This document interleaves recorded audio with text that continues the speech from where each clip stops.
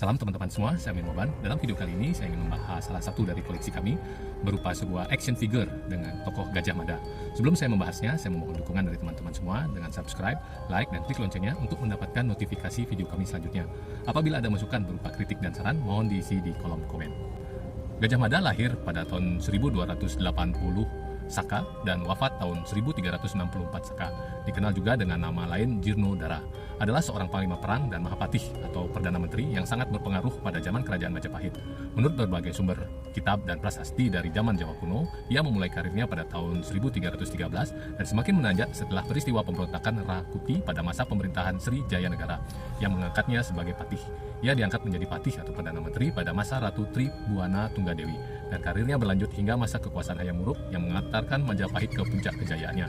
Beliau diketahui menganut keyakinan Siwa Buddha.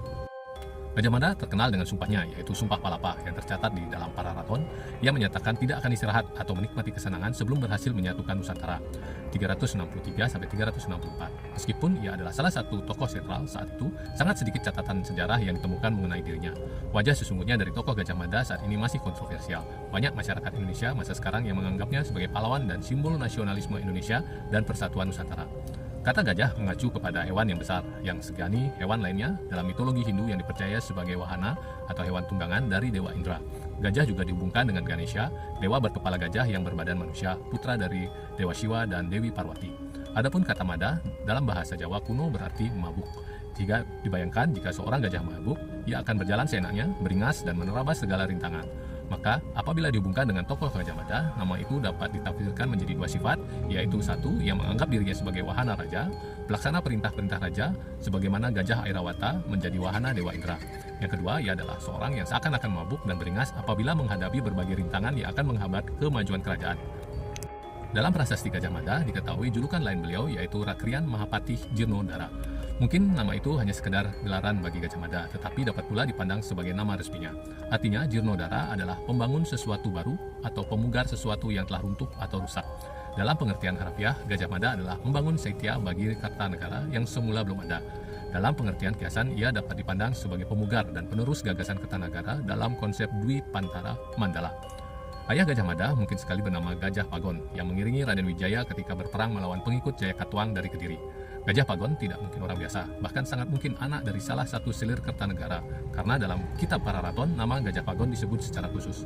Ketika itu Raden Wijaya begitu mengkhawatirkan Gajah Pagon yang terluka dan dititipkan kepada seorang kepala desa di Pandakan.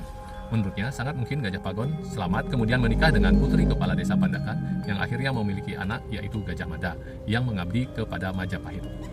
Ke desa Badander saat memadamkan pemberontakan Rakuti, salah seorang Dharma Putra, pegawai istana yang diistimewakan sejak masa Raden Wijaya. Sebagai balas jasa dalam pupuh Desa Warnana atau Negara Kertagama, karya Prapanca disebutkan bahwa Jayanegara mengangkat Gajah Mada menjadi patih Hauripan. 2 tahun kemudian ia menggantikan Arya Tilam yang mangkat sebagai patih di Daha, Kediri. Pengangkatan ini membuatnya kemudian masuk ke strata sosial elitis istana Majapahit pada saat itu. Selain itu, Gajah Mada digambarkan pula sebagai seorang yang mengesankan dengan berbicara dengan tajam atau tegas, jujur dan tulus ikhlas serta berpikiran sehat. Pasca Jayanegara mangkat, Arya Tadah yang merupakan patih Amangkubumi mengajukan pengunduran diri dari jabatannya sebagai Ibu Sri Gayatri yang kemudian menggantikan kedudukan Jayanegara dan menunjuk patih Gajah Mada dari Daha Kediri. Gajah Mada sebagai patih Daha sendiri tak langsung menyetujuinya, tetapi ia ingin membuat jasa terlebih dahulu pada masa Majapahit, penaklukan Keta dan Sadeng yang saat ini sedang memberontak. Tribhuwana Wijaya Tunggadewi yang menjadi Rani Kahuripan menjadi pelaksana tugas pemerintahan Majapahit. Bahkan setelah Gayatri meninggal pada tahun 1331, Tribhuwana Wijaya Tunggadewi tetap menjadi Maharani dari kerajaan Majapahit. Setelah Keta dan Sadeng dapat ditaklukkan oleh Gajah Mada, barulah pada tahun 1334 Gajah Mada diangkat menjadi patih Amangkubumi secara resmi, menggantikan Arya Tadah atau Empu Krebes yang sudah sepuh, sakit-sakitan dan meminta pensiun sejak tahun 1329. Gajah Mada terkenal dengan sumpahnya yaitu Sumpah Palapa. Sumpah Palapa adalah suatu pernyataan yang dikemukakan pada upacara pengangkatannya menjadi Mahapatih Amangkubumi Majapahit pada tahun 1334. Saat itu Majapahit diperintah oleh Ratu Tribhuwana Tunggadewi. Isi Sumpah Palapa tersebut ditemukan dalam teks Jawa Pertengahan Pararaton yang berbunyi, "Lamun huus kalah Nusantara isun amuk di palapa, lamun kalah ring Gurun, ring Saren, Tanjung Pura, ring Haru, ring Pahang, Dompo, ring Bali Sunda, Palembang, Tumasik, sama numpun isun amuk di palapa." Arti Sumpah Palapa tersebut yaitu jika telah menundukkan seluruh Nusantara di bawah kekuasaan Majapahit, aku akan melepaskan puasa jika mengalahkan Gurun, Seram, Tanjung Pura, Haru, Pahang, Dompo, Bali, Sunda, Palembang, Tumasik. Demikian aku akan melepaskan puasa. Pada saat sumpah itu diucapkan, banyak yang menertawakan dan meremehkan cita-cita Gajah Mada untuk menyatukan Nusantara. Gajah Mada melaksanakan politik penyatukan Nusantara selama 21 tahun. Isi program politik ialah menundukkan negara-negara di luar wilayah Majapahit, terutama negara-negara di seberang lautan, yakni Gurun atau Lombok, Seram, Tanjung Pura atau Kalimantan, Haru atau Sumatera Utara, Pahang atau Malaya, Dompo, Bali, Sunda, Palembang, dan Tumasik atau Singapura. Bahkan dalam kitab Nagara Rekre, Tagama, Pupuh 13 dan 14, nama-nama negara tersebut jauh lebih banyak daripada yang dinyatakan dalam Sumpah Nusantara. Walaupun ada sejumlah pendapat yang meragukan Sumpah Gajah Mada, hampir berhasil menemukan seluruh Nusantara.